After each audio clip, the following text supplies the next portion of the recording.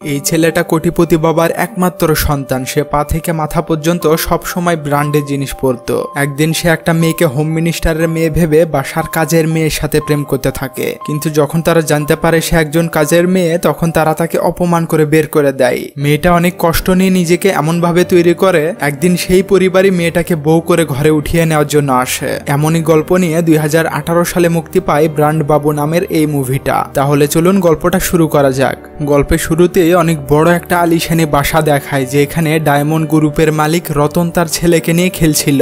একটু পর আন্টি ছেলেকে হাত দিয়ে ভাত খাওয়াচ্ছিল। রতন এটা দেখতে পেয়ে রেগে যায়, বলে তোমার কি মাথা নষ্ট হয়েছে? ছেলেকে হাত দিয়ে ভাত খাওয়াচ্ছ, আর কখনো এভাবে গরিবের মতো হাত দিয়ে ভাত খাওয়াবে না। এই নাও, এই সোনার চামচ দিয়ে খাবার খাওয়াও। এই বলে সে চলে যায়। আন্টি তো অবাক হয়ে চেয়ে থাকে। একদিন তাদের ছেলে রাস্তায় খেলনা দেখে জিদ করতে থাকে, তারপরও রতন সেটা কিনে দেয় না। একটু পর সে একটা ব্র্যান্ডের খেলনা নিয়ে এসে ছেলেকে দিয়ে বলে এটা দিয়ে খেলো, কিন্তু না, সে রাস্তার ওই খেলনাটাই নেবে জিদ করতে থাকে। আন্টি বলে সে এত কান্না করছে, তাকে ওই খেলনাটাই নিয়ে এসে দিন না জি। রতন বলে না, যদি এখন থেকে তাকে রাস্তার জিনিস দেওয়া শুরু করি তাহলে সে সারা জীবন এমন ফালতু জিনিস চাইবে, একে ব্র্যান্ডের জিনিসের অভ্যাস করাও। এই বলে সে সেখান থেকে আসতে থাকে। আর ব্যাকগ্রাউন্ডে আমাদেরকে বলা হয়, দেখেছেন তার পাগলামি, সে আগে এমন ছিল না, আস্তে আস্তে যখন তার টাকা বেশি হয়েছে সে এমন হয়ে গেছে। সিন কাট হয়ে কয়েক বছর পর দেখানো হয় আজ রতনের বাবা মারা গিয়েছে, তাই পরিবারের সবাই একত্রিত হয়েছে। সেখানে রতনের ছেলে ব্র্যান্ড বাবুও আসে। সে এখন অনেক বড় হয়েছে।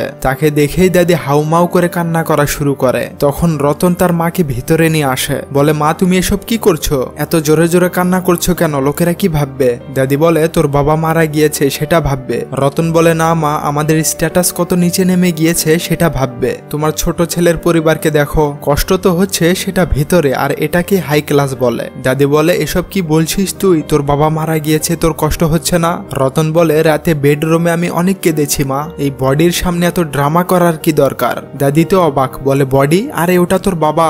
রতন বলে ছিল মরার আগে, এখন মরার পর বডি ছাড়া ওটা আর কিছুই না। এসব শুনে তো দাদির মুখে হাত। এরপর সে বাইরে এসে সবাইকে নিয়ে ফটোগ্রাফারকে বলে ছবি তোলো। ফটোগ্রাফার তাদের ছবি উঠায়। আর সিন কাট হয়ে পরের দিন অফিসে আসে। বাবু বিয়ে করবে, তাই তাকে প্রজেক্টরে মেয়েদের ছবি দেখানো হচ্ছে।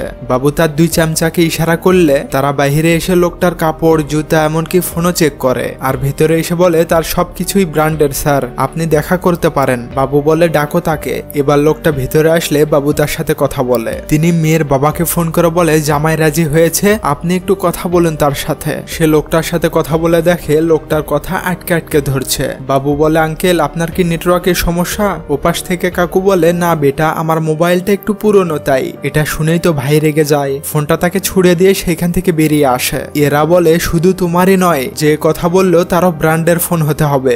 রাতে ফ্যামিলি সবাই একসাথে হয়ে এমন ভাব করে যেন 1 বছর পর তাদের দেখা হলো। রতন তার ছেলেকে মেয়েটার কথা বলে যে কি হলো? বাবু বলে তারা লো ক্লাস লোক বাবা, ব্র্যান্ডের ফোন ব্যবহার করে না, তাই রিজেক্ট করে দিয়েছি। টপ ব্র্যান্ডের মেয়েকেই আমি এই ঘরের বউ বানাবো। পরের দিন সকালে হোম মিনিস্টারের বাসা দেখানো হয়। ভিতরে চা নিয়ে একজন সবাইকে দিয়ে এই রুমে আসে। তখনই এই ফুলের পাপড়ির এন্ট্রি হয়। এটা হচ্ছে মিনিস্টারের মেয়ে, কিন্তু না, এখনো বাকি আছে। সে উঠলে এবার এন্ট্রি হয় আমাদের মেন হিরোইন রাধার। সে মিনিস্টারের মেয়ের বান্ধবী। তার বাবা চাওয়ালা বলে সে এই বাসায় কাজ করে, কিন্তু এই বাসার কেউ তাকে কাজের মেয়ে মনেই করে না। আন্টি এসে তাকে একটা কাপড় দেয়। রাধা বলে আন্টি আমি এটা নিলে সবাই ভাববে আপনাদের বাসায় কাজ করি বলে এটা দিয়েছেন, তাই আমি এটা নিতে পারবো না। এরপর সে বাসায় এসে দেখে তার ছোট বোন সেলফি তুলে একজনকে পাঠাচ্ছে। সে এসে তাকে ঠাস করে চড় মারে, বলে ফটো কাকে পাঠাচ্ছিস? হ্যাঁ? তার বোন বলে নেহাকে পাঠাচ্ছি, এই যে দেখো।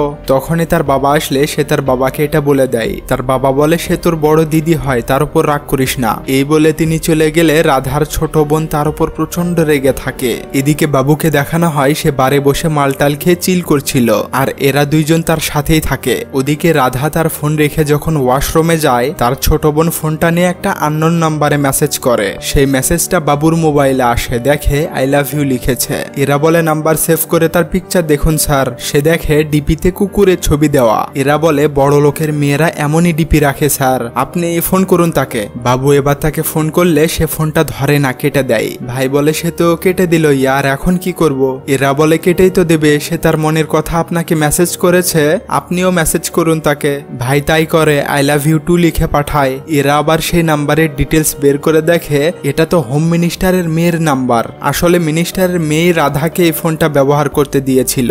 এরা তো খুশি হয়ে যায় যে হোম মিনিস্টারের মেয়ে আপনাকে আই লাভ ইউ বলেছে স্যার। একটু পর রাধা বেরিয়ে বলে, এই তুই আমার মোবাইলে কি করছিস? সে বলে, গেম খেলছি দিদি। রাধা বলে, শুধু গেমই খেল, কল টল যেন করিস না। পাভনির এটা দ্বিতীয় ফোন, আমায় শুধু ব্যবহার করতে দিয়েছে। এই বলে সে চলে যায়। তখন তার বোন বলে, এই ফোন দিয়েই তোর লাভ স্টোরি শুরু করব, আর তারপর দেখিস বাবা তোর কি হাল করে। পরের দিন সকালে রাধা পুজো করছিল। বাবু তাকে মেসেজ করে গুড মর্নিং। রাধা প্রথম দেখে কিছু মনে করে না। এদিকে এরা বাবুকে বলে, স্যার সকাল হতেই চ্যাটিং করা শুরু করে দিয়েছেন। বাবু বলে, মেসেজ দেখে রিপ্লাই করছে না সে। এরা বলে, তাহলে কল করুন। তখনই বাবু রাধাকে ফোন করে বলে, হাই। রাধা বলে, কি ব্যাপার, কে তুমি? তুমি আমাকে চেনো? গুড মর্নিং মেসেজ করেছো কেন? এরপর ফোন করলে একদম পুলিশে ধরিয়ে দেব, আমাদের বাসায় পুলিশ থাকে বলে দিলাম। এই বলে সে কেটে দেয়। ভাই এসব শুনে তো অবাক। তখনই কাকু তাকে দেখতে পেয়ে তার কাছে আসে, বলে, কি হয়েছে মাই সান? ভাই বলে, হোম মিনিস্টারের মেয়ে ড্যাড কাল রাতেই মেসেজ করে আই লাভ ইউ বলল, আজ আর চিনতেই পারছে না। কাকু শুনে বলে, একেই বলে পাওয়ার, আসল ব্র্যান্ডের অ্যাটিটিউড। তারা সাধারণ মানুষের মতো নয়, তাদের মাইন্ড একটু পরপরই চেঞ্জ হয়। এটা তোমার জন্য বড় একটা সুযোগ, তোমাকে চেষ্টা করতে হবে। বাবু বলে, ঠিক আছে ড্যাড। এদিকে আমরা দেখি রাধা তার বাবার চায়ের দোকানেও কাজ করছে। হোম মিনিস্টারের বাসার সামনে এই দোকান। তার ছোট বোন এসে রাধার ফোন নিয়ে আবার তাকে মেসেজ করে। বাবু দেখে বলে, এই মেয়েটা পাগল নাকি ইয়ার? এরা বলে, এটাই বড় ঘরের মেয়েদের সমস্যা, সে কোথায় আছে জিজ্ঞাসা করুন। বাবু মেসেজ করে, তুমি কোথায়? ওপাশ থেকে সে বলে, মন্দিরে যাচ্ছি। একটু পর তারাও চলে আসে সেইখানে। সামনে তাকাতেই দিদিকে দেখে ভাইয়ের চোখ এইখানে আটকে যায়। বলতে থাকে, হে ওপরওয়ালা, এটা যদি সেই মেয়ে হয় তাহলে 101টা নারকেল চড়াবো।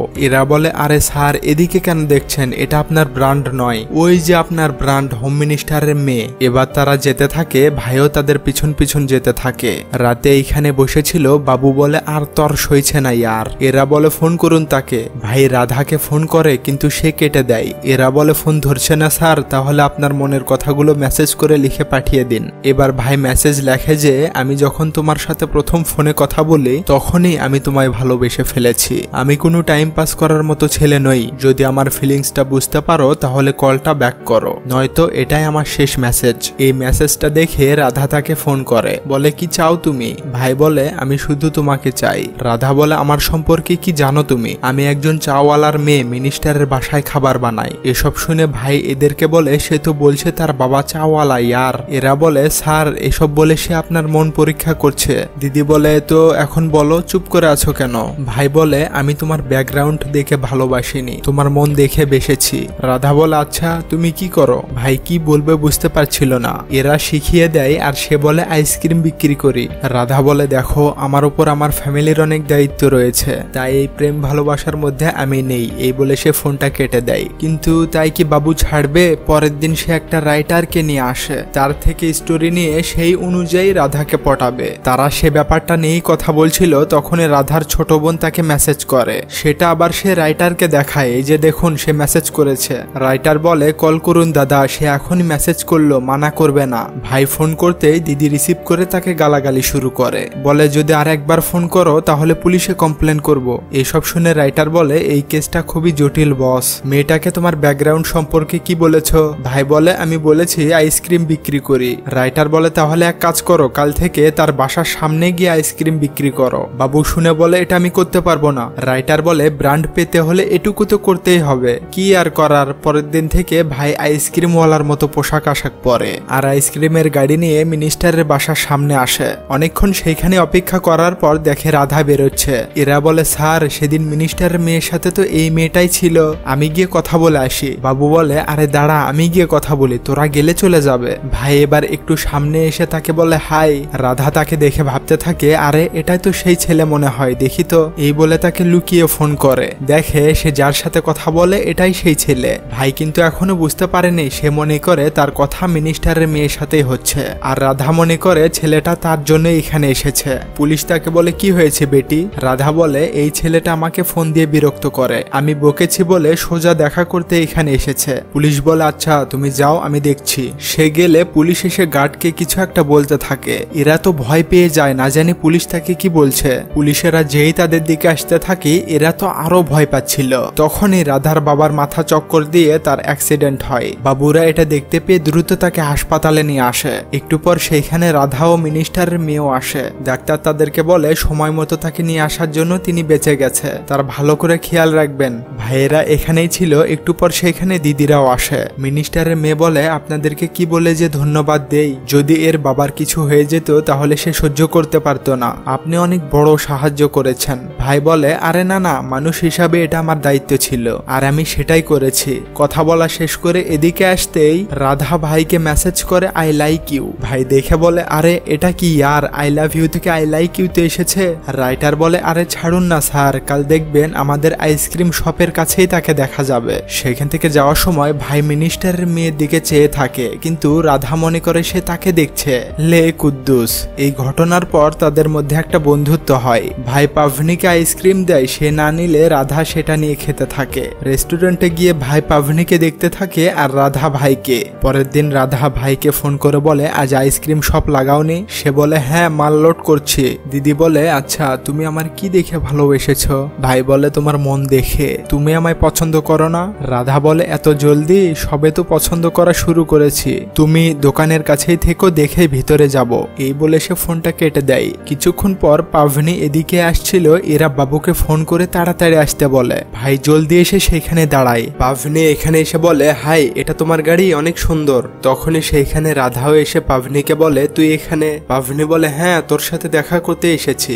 ভাই এদেরকে বলে মিথ্যা বলছে, আমার জন্য এসেছে। পাভনি বলে আচ্ছা তোমার নাম কি? ভাই বলে বাবু। তারা কথা বলা শেষ করে সেখান থেকে চলে আসে। রাইটার এসে ভাইকে বলে এখন আপনাকে পাভনির ভালোবাসা অর্জন করতে হলে তার বান্ধবীকেও ইমপ্রেস করতে হবে। তাই করে। পরের দিন ভাই এসে রাধাকে একটা ব্যাগ গিফট করে, কিন্তু সে সেটা নিতে চাচ্ছিল না। ভাই তাকে অনেক বোঝানোর পর সে সেটা নিয়ে নেয়। রাধাও তার সাইকেল থেকে একটা ব্যাগ এনে তাকে দেয়, বলে আমিও তোমাকে গিফট দিতে চাইছিলাম। ভাই বলে এটা কি? রাধা বলে তোমার জন্য 400 টাকায় 2টা শার্ট নিয়ে এসেছি। এরা ভাবে শালা যে 20,000 টাকার ব্র্যান্ডের শার্ট পরে তার জন্য 400 টাকার শার্ট নিয়ে এসেছে। কি আর করার, ভাইও সেটা নিয়ে চলে আসে। এদিকে রাধা বাসায় এসে ব্যাগটা এখানে রাখে। তার ছোট বোন ব্যাগটা দেখেই বলে আরে ব্র্যান্ডের ব্যাগ, কে দিয়েছে এটা? রাধা বলে আরে ব্র্যান্ডের হবে কেন, 200-300 হবে হয়তো। রাধা ছোট বোন বলে এ পাগল, এটা ইন্টারন্যাশনাল ব্র্যান্ডের, এই যে দেখ এই ব্যাগের দাম 1.5 লক্ষ টাকা। এটা দেখে রাধা তো অবাক হয়ে যায়। পরের দিনই রাধা তার বান্ধবীকে নিয়ে বাবুর কাছে আসে, বলে এটা কি? বাবু বলে কি আবার ব্যাগ? রাধা বলে সেটা দেখতেই পাচ্ছি, কিন্তু এটা কোন কোম্পানির আর এটার দাম কত? বাবু কিছু বলতে পারে না। রাধা বলে এটার দাম 1.5 লক্ষ টাকা, তাই তো? তুমি সত্যি আইসক্রিমওয়ালা কিনা বলো। সে এখন কি বলবে বুঝতে পারছিল না। তখনই রাইটার এসে বলে সে মেহনতি মানুষ ম্যাডাম, মেহনত করে ভালোবেসে সে আপনাকে সেটা দিয়েছে। রাধা বলে মেহনত করে এত দামি ব্যাগ দেওয়ার কি দরকার? রাইটার বলে আপনি শুধু ব্যাগের দামটাই দেখছেন কেন ম্যাডাম, তার ভালোবাসা দেখছেন না? যার বোঝার সে বুঝলেই হয়। এসব শুনে দিদি তো একদম খুশি হয়ে যায় আর তারা সেইখান থেকে চলে আসে। রাইটার বলে কি হয়েছে বস? বাবু বলে মাথা ব্যথা করছে, আর কতদিন এভাবে মিথ্যা বলবো? আর মিথ্যা বলতে পারবো না, এখন সত্যটা বলে দেব। যা ভাবা তাই। এবার একটা ক্যামেরার সামনে বসে তার পরিবার নিয়ে সব সত্যটা তুলে ধরে আর সেই ভিডিওটা তাদের কাছে পাঠায়। তারা সবাই মিলে রাধাকে নিয়ে সেটা দেখে, রাধার বাবাকেও সেটা দেখায়। সেখানে বাবু বলে আমি তোমাকে সত্যি অনেক ভালোবাসি, তোমার চোখ দেখে আর মিথ্যা বলতে পারলাম না, তাই সত্যটা বলেই দিলাম। সে আরো বলে আমি তোমার জায়গা সম্পত্তি বাবার ব্যাকগ্রাউন্ড দেখে ভালোবাসিনি, আমি তোমার মন দেখে ভালোবেসেছি। আমি আর দেরি করতে চাই না, তুমি তোমার বাবাকে মানিয়ে আমার ভালোবাসাটাকে অ্যাকসেপ্ট করো। এসব দেখে মিনিস্টারের বউ বলে দেখো ভেঙ্কটেশ, তোমার মেয়ের বড় ঘরের প্রস্তাব এসেছে, কোটিপতি জামাই তোমার, কোটিপতি। কাকু বলে এত বড় পরিবার, তারা শুধু আমার মেয়েকে চায়, এর থেকে খুশি আর কি হতে পারে? পাভনি বলে রাধা তুই খুশি তো? এখনই তাকে ফোন করে হ্যাঁ বলে দে। সে তার বাবার দিকে তাকালে তার বাবাও হ্যাঁ বলে। রাধা এসে বাবুকে ফোন করে। বাবু বলে প্লিজ না বলো না, আমার বাবা মা তোমার জবাব শোনার জন্য অপেক্ষা করছে। রাধা তো বলতেই পারছিল না, তখন পাভনি তার থেকে ফোন নিয়ে বলে সে একদম রাজি আছে, এখন শুধু এঙ্গেজমেন্টের ডেট ফিক্স করুন। বাবু তার বাবাকে বলে বাবা সে রাজি হয়েছে। এটা শুনে কাকু হাসতে হাসতে কেঁদেই ফেলে। পরের দিন বাবু রাধাকে ফোন করে জানায় কাল আমাদের এঙ্গেজমেন্ট হবে, তোমার পরিবারকে জানিয়ে দিও। এটা শুনে তার পরিবারের সবাই অনেক খুশি হয়। রাধার বাবা বলে এঙ্গেজমেন্ট কালকে হবে, কিন্তু মন্দিরে। মন্দিরের কথা শুনে বাবুর বাবা রাজি হচ্ছিল না, পরে মিনিস্টারের কথা ভেবে রাজি হয়। সিন কাট হয়ে আসে তাদের এঙ্গেজমেন্টের দিনে। বাবুর পরিবারের লোকজন কার নিয়ে আসতে থাকে আর রাধার পরিবারের লোকজন অটোতে করে। কিছুক্ষণ পর বাবুর পরিবার মন্দিরে আগে পৌঁছে দেখে তারা এখনো আসেনি, তাই তারা সেইখানে অপেক্ষা করছিল। এবার সেখানে মিনিস্টারের গাড়ি আসলে তার ভেতর থেকে মিনিস্টারের মেয়ে এবং স্ত্রী বের হয়। এটা দেখে এরা সবাই খুশি হয়ে যায়। যখন দেখে গাড়িগুলো শুধু তাদের নামিয়ে দিয়ে চলে যাচ্ছে, এরা তাদের ডাকতে শুরু করে। কাকু বলে তারা হয়তো গাড়ি পার্কিং করতে যাচ্ছে। একটু পর দেখে বস্তির লোকেরা নাচতে নাচতে এদিকে আসছে। এইখানে এসে পটকা ফটায়। এরা রাধাকে এই অবস্থায় দেখে কিছুই বুঝতে পারছিল না। মিনিস্টারের মেয়ে এবং স্ত্রী এসে রাধার সাথে দেখা করে। তাকে বলে অনেক সুন্দর লাগছে, বাবু দেখলে একদম ফিদা হয়ে যাবে। কাকু এবার মেয়েটাকে ফোন করতে বলে। বাবু এদিকে এসে ফোন করলে দেখে পাভনি নয়, রাধা ফোনটা রিসিভ করেছে। বাবু বলে তুমি পাভনি নও। দিদি বলে আমি রাধা, পাভনি আমার পাশে আছে। ভাই বলে তো ফোনটা তুমি কেন ধরেছ? রাধা বলে আরে আমার ফোন আমিই তো ধরবো। এভাবে বলছো কেন? আমাদের প্রতিদিনই তো কথা হয়, আর তুমি সামনে থেকে ফোনে কথা বলছো। দাঁড়াও আমি আসছি, এই বলে ফোনটা কেটে দেয়। এইসব শুনে ভাইয়ের তো ফেটে যায়, সে যেন আকাশ থেকে পড়লো। হা করে তার দিকে চেয়ে থাকে। বাবু এবার এদিকে এসে ফোনের উপর তার রাগ ঝাড়তে থাকে। কাকু এসে তাকে বলে আরে ফোন ভাঙছিস কেন? বাবু বলে ভাঙবো না তো কি করবো ড্যাড, আমি মিনিস্টারের মেয়ের সাথে এতদিন প্রেম করিনি, ওই চাওয়ালার মেয়ের সাথে করেছি। এটা শুনে কাকু তো অবাক, বলে হায় হায় এখন আমাদের ব্র্যান্ডের কি হবে? কাকু শুধু এমন এমন করতে থাকে, মানে হার্ট অ্যাটাক হওয়ার মতো অবস্থা। তারা কোনো মতে পালিয়ে সেইখান থেকে বাসায় চলে আসে। কিভাবে আসে সেটা আমাদের দেখানো হয় না। বাবুর জন্য এসব হয়েছে, তাই কাকু তাকে অনেক বকাবকি করতে থাকে। বাবু বলে সরি ড্যাড, আমি বুঝতে পারিনি, আমার ভুল হয়েছে। কাকু বলে ভুল কিভাবে হয়? একজনের কথা বলার ধরন দেখে বুঝতে হবে সে ব্র্যান্ডের মানুষ কিনা। কাকুর এমনিতেই মাথা গরম হয়ে আছে, তখন একটা গরিব প্রতিবেশী তার মেয়ের বিয়ের কার্ড দিতে আসে। কাকু কার্ডটা নিয়ে ছুঁড়ে ফেলে দেয় আর তাকে বাজেভাবে অপমান করে বের করে দেয়। এদিকে রাধার পরিবারকেও দেখানো হয় বাবুরা চলে এসেছে বলে তারা অনেক রেগে থাকে। রাধার মামা বলে তারা আমাদের অপমান করেছে, হঠাৎ মন্দির থেকে গায়েব হয়ে এখন ফোনও ধরছে না।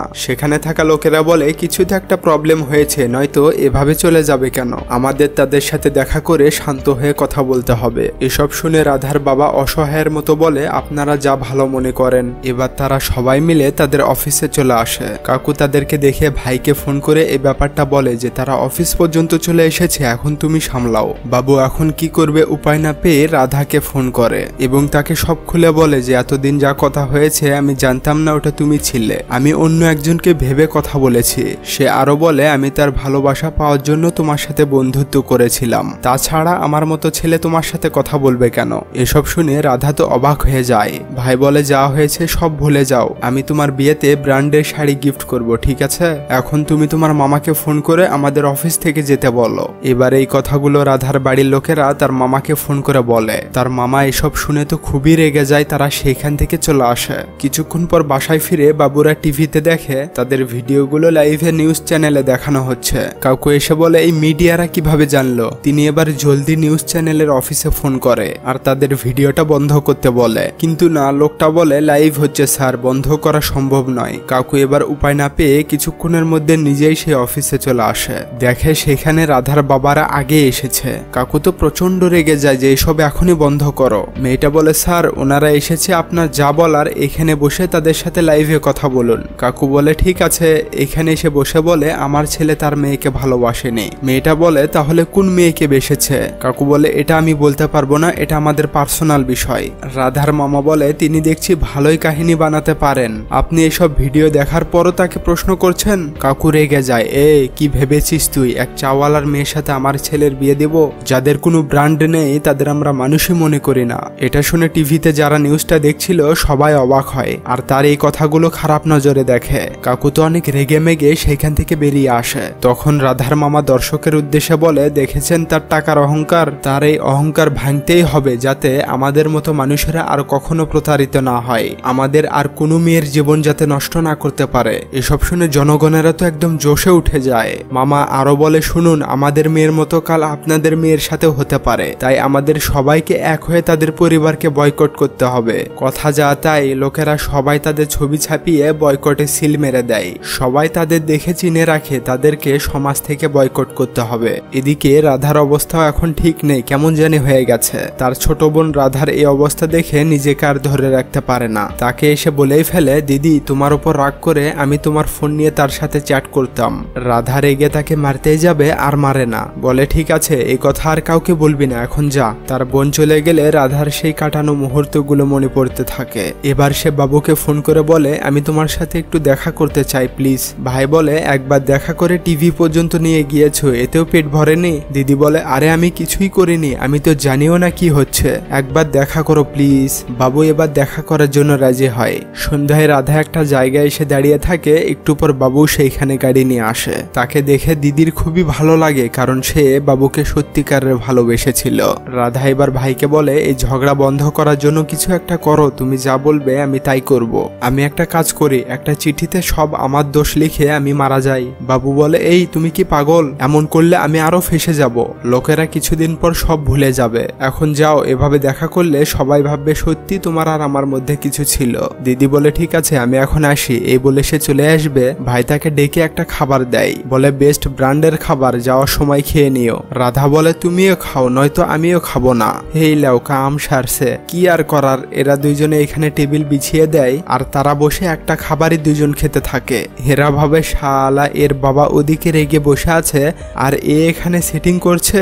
এরপর খাওয়া দাওয়া শেষ হয়ে গেলে তারা যাচ্ছিল, রাধা তাকে ডাক দেয় আর তার দেওয়া সেই ব্যাগটি ফিরিয়ে দিতে চায়। ভাই বলে সমস্যা নেই, রেখে দাও। রাধা বলে না না, আমাদের কাছে থাকলে এটার মূল্য দিতে পারবো না। বাবু বলে ইউ আর রাইট। এই বলে ব্যাগ নিয়ে সেইখান থেকে চলে আসে। পরের দিন সকালে বাবু কফি চাইলে কেউ তাকে কফি দেয় না, বলে ওই ঘটনার পর কাজের লোকেরা সবাই কাজ ছেড়ে দিয়েছে। শুধু তাই নয়, এখন তাদের পরিবারের কেউ বাহিরে গেলে সাধারণ মানুষেরা তাদের ধরে কাপড় খুলে নেয়। এবার এসবের জন্য তারা রাধার মামাকে ডেকে তাকে 10 লক্ষ টাকা অফার করে, কিন্তু মামা বলে আমি 10 লক্ষ টাকা নয় 20 লক্ষ টাকা নেব। এটা শুনে কাকু হাসতে থাকে, বলে আমি জানতাম তুই এমনটা করবি, যা পুরোটা রেখে দে, এখন টিভিতে গিয়ে বলবি তোদের ভুল আর সব দোষ তোদের মেয়ের। মামা কোনো কথা না বলে টাকা নিয়ে চলে আসে।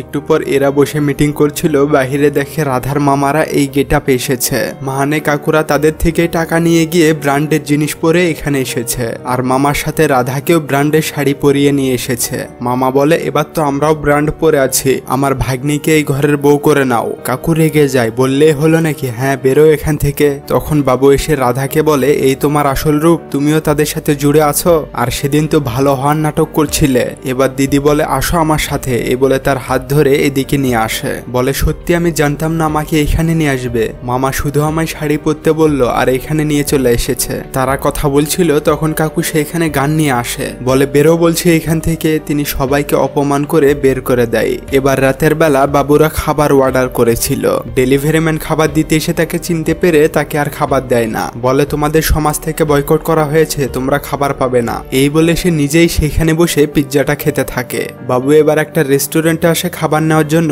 কিন্তু সেখানে বলে এখানে আপনাদের জন্য কোনো খাবার নেই, মানে সবাই তাদেরকে বয়কট করেছে।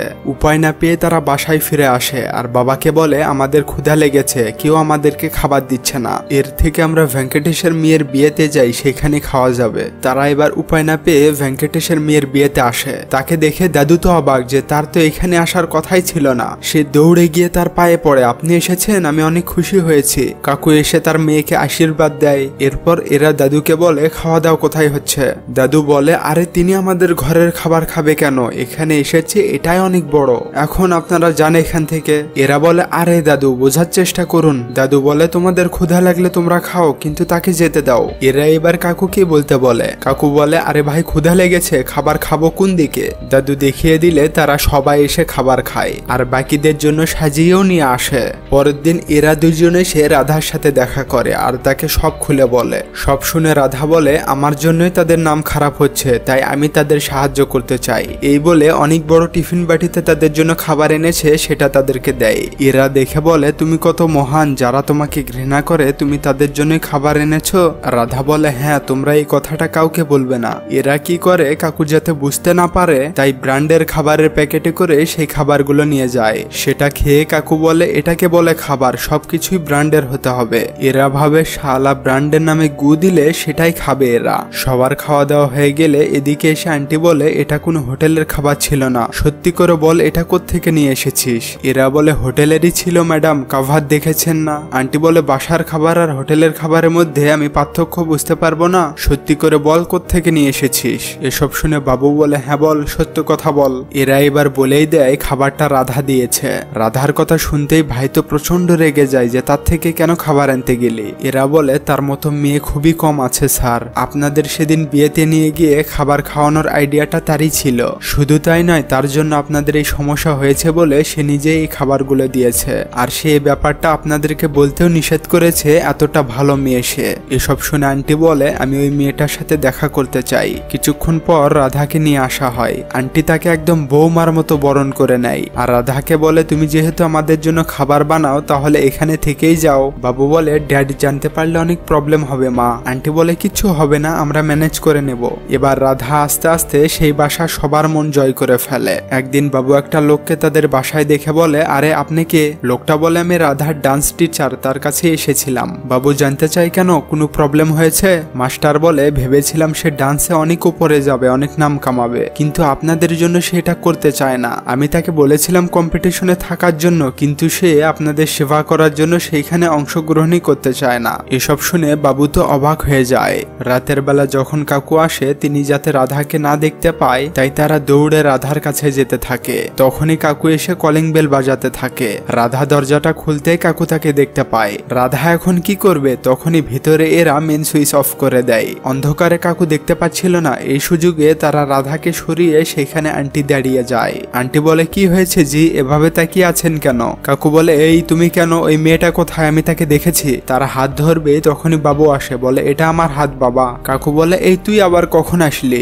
ভাই বলে আরে আমি তো এখানেই ছিলাম। কাকু বলে না না না, আমি ওই মেয়েটাকে দেখেছি। তাকে ধাক্কা দিলে সে রাধার ওপর এইভাবে গিয়ে পড়ে। তো এখানে অন্ধকারের মধ্যে কাকু তাকে অনেক খোঁজে কিন্তু কোথাও পায় না। শেষমেশ মেন সুইচ অন করে এসে দেখে পরিবারের সবাই লাইন ধরে দাঁড়িয়ে আছে, আর তাদের পিছনে রাধা লুকিয়েছিল। কাকু বলে কি হলো, সবাই ছবি তুলবে নাকি? যাও এখান থেকে, এই বলে সে চলে যায়। রাধা তো এবারের মতো বেঁচে গেল। রাতে শুয়ে থেকে ভাই সেই ব্যাপারগুলো নিয়ে ভাবতে থাকে, মানে ধীরে ধীরে সেও রাধাকে পছন্দ করা শুরু করেছে। পরের দিন রাধা তাদের বাসায় আসতে কাকুর সাথে একেবারে সামনাসামনি দেখা হয়। কাকু সোজা মিডিয়াকে তার বাসায় ডাকে আর দর্শকদের উদ্দেশ্যে বলে যে মেয়ের জন্য আপনারা আমাদেরকে দোষী মনে করছেন সে আজ আমাদের বাসায় চা কফি বানায়। এখন ভাবছেন সে কিভাবে এলো? তার মামার চাল এটা, সেই তাকে আমাদের বাসায় পাঠিয়েছে। এদিকে মামাও সেই নিউজটা দেখতে পেয়ে খুবই রেগে যায়। তিনি আরো বলে আমার ছেলে তো কি, আমাদের বাসার ড্রাইভারের সাথেও তার বিয়ে দেব না। এখন আপনারা সবাই যেতে পারেন। সবাই চলে আসলে কাকু রাধাকে অপমান করে বের করে দেয়। রাধা তাদের বাসায় আসতে তার মামা রেগে তাকে থাপ্পড় মারে, বলে শরম লাগে না তোর তাদের বাসায় কাজ করতে? তার মায়েরা তাকে ভিতরে নিয়ে গিয়ে দরজা লেগে দেয়। রাতের বেলা রাধা কান্না করতে থাকে, ওদিকে বাবুও মন খারাপ করে বসেছিল।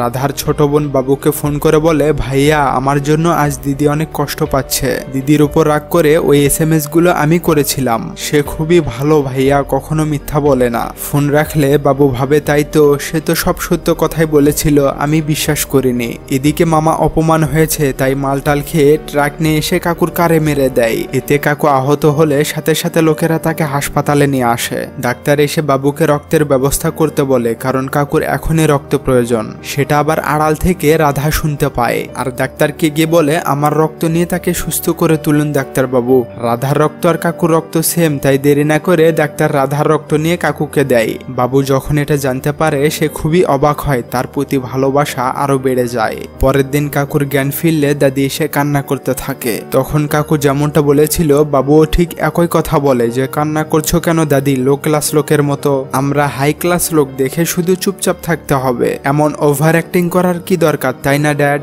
বাবু আরো বলে আপনি শুধু ব্র্যান্ড ব্র্যান্ড করে মানুষকে মানুষ মনে করেন না। আজ রাধা আপনাকে রক্ত না দিলে আপনার কি হতো ভেবে দেখেছেন? কাকু এসব শুনে এবার বুঝতে পারছে সে যা করেছে ঠিক করেনি। বাবু আরো বলে আপনি এখনো যদি তাকে চিনতে না পারেন তাহলে এটা আপনার পাপ হবে। কাকু এসব শুনে কাঁদতে থাকে। ভাই বলে আমি চলে যাচ্ছি আমার রাধার কাছে, এই ব্র্যান্ড আপনার কাছেই থাক, আমার দরকার নেই। এই বলে সে চলে আসে। বৃষ্টি শুরু হয়েছে। ভাই আজ রাধার দেওয়া সেই শার্টটা পরে এখানে এসেছে। তখন মামা বাবুকে এখান থেকে দেখতে পায়। এখানে এসেছে বলে তার লোকেরা এসে তাকে মারা শুরু করে। ভাই প্রথমে অনেক মার খায়, এরপর তাদেরকে মারতে থাকে। তখনই আবার মামা এসে তাকে মারা শুরু করে। সে তাকে মারছিল, রাধার ছোট বোন গিয়ে রাধাকে বললে সে দৌড়ে বেরিয়ে আসে আর তার মামাকে ধাক্কা দিয়ে সরিয়ে দেয়। তখনই পুলিশও আসে, পুলিশ মামাকে ধরে নিয়ে চলে যায়। রাধা এবার বাবুকে বলে তুমি এখানে কেন এসেছো? আমরা ব্র্যান্ডের মানুষ নই, চলে যাও এখান থেকে। ভাই তখন রাধার দেওয়া সেই শার্টটি দেখিয়ে বলে আজ থেকে এটাই আমার ব্র্যান্ড।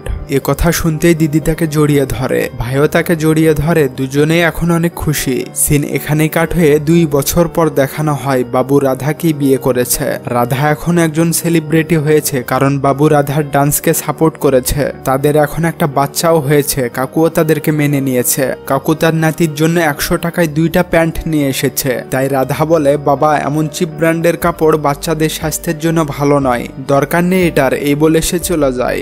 বাবু বলে, ড্যাড আমরা তার রেঞ্জে আসার চেষ্টা করছি আর সে তো আমাদের রেঞ্জে চলে গিয়েছে।